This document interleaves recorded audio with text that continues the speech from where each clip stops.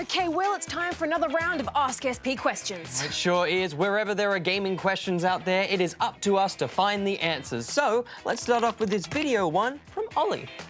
Hi GGSP, I've got two questions for you. Number one, how long does the battery on the Switch last? Number two, why aren't meerkats in Minecraft? Thanks, Ollie. In answer to your question about the battery life of the Nintendo Switch, well, you know who loves batteries and talking about batteries? Darren? Darren, indeed. Let's give him a ring. Greetings, Darren speaking. Hey, Darren. We just have a video from Ollie who's asking about how long the battery on the Nintendo Switch lasts. Oh, well, that all depends. If you have the original model of Nintendo Switch, the battery life is said to be between 2.5 and 6.5 hours, depending on the game you're playing. Different games can use different amounts of battery power, and other functions can affect the battery too. Right, but I heard there were some updates to the Switch that improved that. Affirmative. Newer units of the Switch, which became available mid-August of this year, have an extended battery life. So it is said to last between 4.5 and 9 hours, again depending on the game. This is not to be confused with the handheld Switch Lite, which is said to have a 3 to 7 hour battery life. Right, well, informative as always. What's your battery life like, Darren? Oh, well, I have multiple power sources, so I won't be running out of juice anytime soon. Lasers for days. Oh, cool. Well, thanks, Darren. I'll see you later. Bye-bye. Well, as for why there aren't meerkats in Minecraft, here's what I know. In the lead up to last year's Minecon, the devs talked about a possible update to the desert biome, which would include meerkats. Players were asked to vote for which biome would be updated first, and Taiga was the one selected. So I think they still plan to update the desert with meerkats someday, but aside from the odd mod, there might still be a while to wait before it officially happens. Yeah, and for this year's Minecon, there was another vote, but for 3 different biomes, and the mountain biome won that vote. So the mountains update will probably happen even before the desert. Well, let's just hope they don't desert their plans to update the desert completely. Well, now I'm hungry. But yes, let's hope. Now on to another question, and this one is from Rachel in Adelaide, ACT. Hi GGSP, what is your fab Marvel game? Thanks, Rachel. Well, it's no secret that I'm a bit of a Marvel fan, and if I had to choose a favorite Marvel game, I'd say maybe LEGO Marvel Superheroes 2.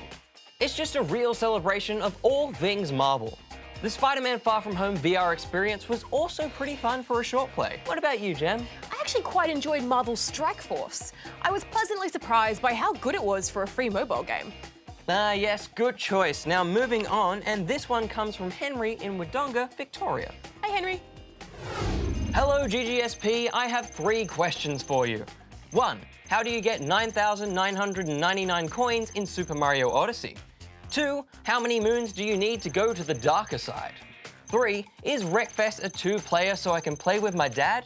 All hail King Bowser! Thanks, Henry, but wait a minute, why would you hail King Bowser? Bowser is a baddie. Maybe he meant Doug Bowser, who took over as the head of Nintendo in America recently. I hope so. Anyway, if you're trying to get 9,999 coins in Super Mario Odyssey, well, aside from picking up as many coins as possible across all kingdoms, there is a trick to help you get there. Oh yes, I've heard about this. There's that special section in Bowser's Kingdom that you can play over and over to boost your coin count. That's right. Now to get to this special section, head to the Beneath the Keep warp point in Bowser's Kingdom. Once you're there, turn around away from the big gate and head for the rooftop on your right. Go over the top, then go down to the lower rooftop to your left and towards the golden rings. These will guide you down to another platform alongside a purple pool. Head to your right and drop down again to another rooftop area where you'll see a seed. Pick up the seed and carry it past the spiky obstacles, throw it into the pot and climb up the vine that grows. This takes you to a special bonus spot above the clouds. There are a couple of power moons up there, but it's also a great place to collect coins. And the key to maximizing the amount of coins you can collect here is not to move the joystick in any way, right? Exactly. You'll be lined up to collect all the coins in front of you from the start. So all you have to do is throw Cappy at the flower bunches for the boost and jump between platforms when necessary. Once you reach the end, you can go back for the seed and repeat the process as many times as you like. Of course, this is still a bit of a grind, and I wonder if it's really worth it personally, but if you don't mind the repetition, it looks like you can bank about 180 or so coins per run. Now, to how many moons you need to get to the darker side, you'll need at least 500 moons, and you'll need to have completed the main story, of course. as for your question about Wreckfest, well, while Wreckfest does have online and LAN multiplayer, it does not have split-screen local multiplayer. Which means you could play with your dad if, say, you were on 2 different PCs and both connected via your home network. Or I guess if you had 2 separate consoles and 2 copies of the game on 2 TVs. Maybe you and your dad could play together, but just take turns instead. Yeah, that could work. Well, I think we're out of time for today. If you have a question for us here at Ask SP, head to our website here and send it in. And of course, if it's a video question we choose for the show, we'll send you a GGSP goodie pack. Be quick about it though, there's only 6 episodes left for the year. Ooh, gotta go fast. So fast!